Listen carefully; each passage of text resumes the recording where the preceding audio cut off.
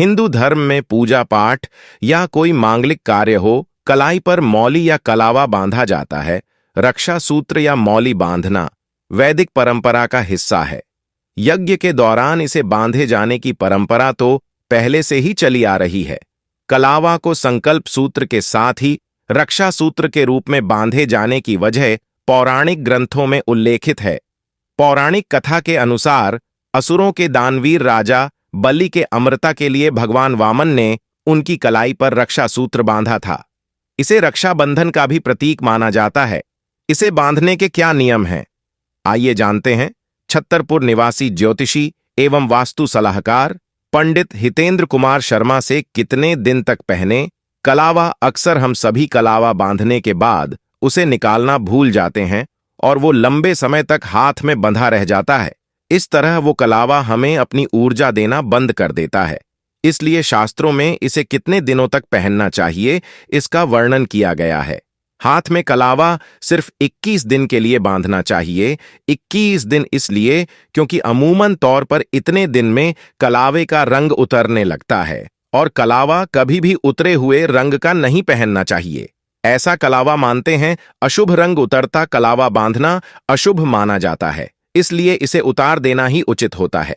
21 दिनों के बाद फिर किसी अच्छे मुहूर्त में हाथ पर कलावा बंधवा सकते हैं। साथ ही ऐसा भी कहा गया है कि कलावा जब भी हाथ से उतारा जाता है तो वह आपके भीतर और आपके आसपास की नकारात्मकता को लेकर ही उतरता है। इसलिए उस कलावे को दोबारा नहीं पहनना चाहिए। हाथ से उतारा हुआ कलावा किसी बहती नदी में प्रवाहित कर देना शुभ होता है। मौली या कलावा बांधने के नियम। पुरुषों और अविवाहित कन्याओं को दाएं हाथ में कलावा बांधना चाहिए। विवाहित स्त्रियों के लिए बाएं हाथ में कलावा बांधने का नियम है। जिस हाथ में कलावा बंधवा रहे हैं उसकी मुट्ठी बंधी होनी चाहिए। कलावा बंधवाते समय दूसरा हाथ सिर पर होना चाहिए। मौली कहीं पर भी बांधें। एक बात का हमेशा ध्यान रहे कि इस रक्षा सूत्र को केवल 3 बार ही लपेटना चाहिए। कलावा रक्षा करता है, इसलिए इसे रक्षा सूत्र कहा जाता है। कलावा बंधवाते समय दूसरा हाथ सिर पर रखा होना चाहिए। साथ ही आपको बता दें कि कलावा बांधने से हमें शारीरिक बल भी मिलता है, क्योंकि कलावा हमें शारीरिक क्षमता प्रदान करता है। कलावा एक प्रकार का रक्षा कवच होता है। जब उसे हमारे हाथ पर बांधा जाता है तो अनेक प्रकार के मंत्र पढ़े जाते हैं जिससे हमारे ऊपर मुसीबतें नहीं आती हैं, क्योंकि ये एक प्रकार का रक्षा कवच की तरह हमारी रक्षा करता है। साथ आज की वीडियो में हमने आपको बताया कि कलवा हमें कितने दिन तक हाथ पर बांधना चाहिए, क्योंकि बहुत दिनों तक बांधने से इसकी शक्ति सकारात्मक से नकारात्मक शक्ति में बदल जाती है। साथ ही कलावा बांधने से हमें और भी अनेकों फायदे होते हैं जो हमारे दैनिक जीवन में काम आते हैं और हमारी दिनचर्या को भी अच्छे से सुधारते हैं। हिंदू धर्म में ज्योतिष के हिसाब से पशु पक्षियों को भी शुभ और अशुभ माना गया है। तोता, मैना, मोर, नीलकंठ जैसे कई पक्षी हैं जिन्हें घर में पालने की सलाह दी जाती है। परंतु क्या आप जानते हैं कि कई पक्षी इतने शुभ माने गए हैं कि उन्हें देखने मात्र से ही कार्य पूरा हो जाता है। जी हां, ज्योतिष में ऐसी कई चीजें बताई गई हैं जिनसे हम दिन कैसा बीतेगा इसका अंदाजा लगा सकते हैं। शकुन शास्त्र में भी कुछ ऐसे ही संकेत दिए गए हैं। इनके अनुसार यदि सुबह आपको अपने घर में कौन से पक्षी दिखाई देते हैं, इसके आधार पर आप अपना पूरे दिन का भाग्य जान सकते हैं। जानिए ऐसे ही पक्षियों के बारे में। घर में पक्षियों का दिखना है शुभ संकेत। चिड़िया या गौरैया का घर में आना अथवा वहां पर घोंसला बनाना बहुत ही शुभ माना गया है। यह बात अलग है कि आजकल पेड़ पौधों की संख्या कम होने के कारण चिड़ियाएं दिखनी बंद हो गई हैं। फिर भी यदि आपको सुबह सुबह अपने घर में चिड़ियाओं की चहल पहल सुनाई दें तो यह अच्छा संकेत है। माना जाता है कि ऐसा होना घर में आने वाली खुशियों का संकेत देता है। इसी तरह यदि सुबह के समय आपको तोता, मोर अथवा नीलकंठ का दर्शन हो तो इसे भी ज्योतिष में शुभ माना गया है। सुबह सुबह इन पक्षियों के दर्शन होना व्यक्ति के पूरा दिन अच्छा बीतने का संकेत है। इसलिए जब भी आपको कोई बड़ा काम करना हो तो उसकी शुरुआत उसी दिन करें। सुबह के समय मुर्गे की बांग सुनाई देने को भी शुभ माना गया है। वैसे तो आजकल सभी शहरों में बड़े बड़े मुर्गी फार्म हैं, फिर भी वहां पर मुर्गे की बांग बहुत कम सुनाई देती है।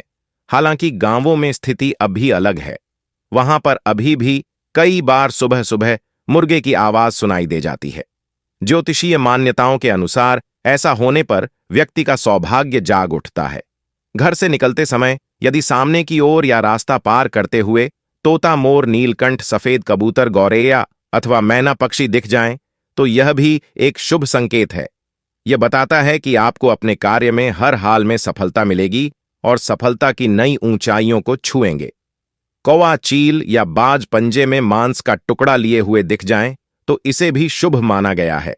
शकुन शास्त्र के अनुसार यदि आप किसी खास काम से जा रहे हैं और रास्ते में ये पक्षी मांस का टुकड़ा ले जाते हुए दिखे, तो आपको 100% सफलता मिलेगी। यही नहीं, यदि वो मांस का टुकड़ा आपके आगे गिरा दें, तो इसका अर्थ है कि आपको अपनी उम्मीद से बहुत ज्यादा कामयाबी मिलेगी।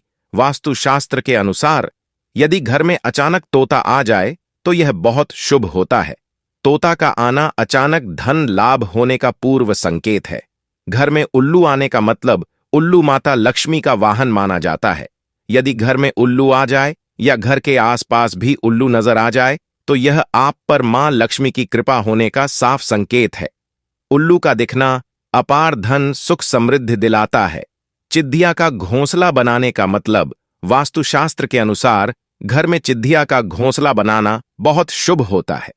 यह घर में सुख, सौभाग्य और समृद्धि लाती घर में चिद्दिया का घोंसला बनाना संकेत है कि आपके घर में जल्द ही खुशियां आने वाली हैं। माता लक्ष्मी का स्वभाव बहुत ही चंचल होता है, इसलिए माना जाता है कि लक्ष्मी एक जगह नहीं ठहरती, लेकिन माता लक्ष्मी कभी भी चोरी चुपके आपके घर नहीं आती, बल्कि अपने आने से पहले कुछ संकेत जरूर देती है।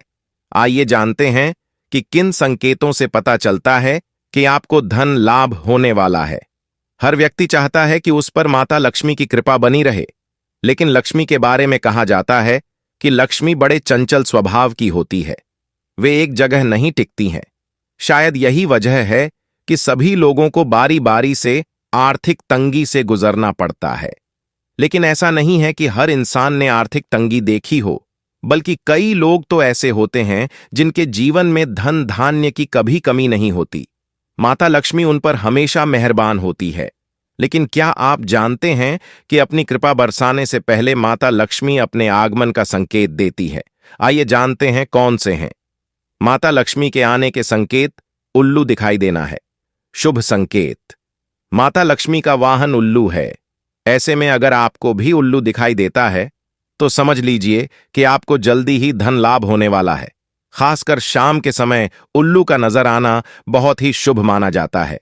थोड़ा खाने में ही संतुष्ट हो जाते हैं लोग। लक्ष्मी माता के आगमन के शुभ संकेतों में से एक है कि आपको भूख कम लगने लगती है और आप कम खाना खाकर भी संतुष्टि और खुशी महसूस करते हैं। वहीं लोग सात्विक खाना ज्यादा पसंद करते हैं। घर के लोग मांसाहार भोजन की जगह शाकाहार खाना पसंद करने लगते हैं। शंख की आवाज सुनाई देना: आपको अगर सुबह उठते ही शंख की आवाज सुनाई देती है, तो समझ लें कि आपका भाग्य जागने वाला है। शंख की आवाज को शुभ माना जाता है। शंख की आवाज इस बात की ओर इशारा है कि देवी लक्ष्मी का आगमन आपके घर में होने वाला है। झाड़ू लगाते हुए किसी का दिखना: सुबह उठते ही अगर कोई आपको झाड़ू लगाते हुए नजर आए, तो धन लाभ का योग बनता है। माता लक्ष्मी को साफ सफाई बहुत पसंद होती है, इसीलिए सुबह जल्दी उठकर घर की झाड़ू जरूर लगाएं। जिस घर में गंदगी रहती है, माता लक्ष्मी वहां कभी वास नहीं करती। मोर का दिखाई देना: मोर का दिखाई देना भाग्य लक्ष्मी के उदय का एक संकेत है।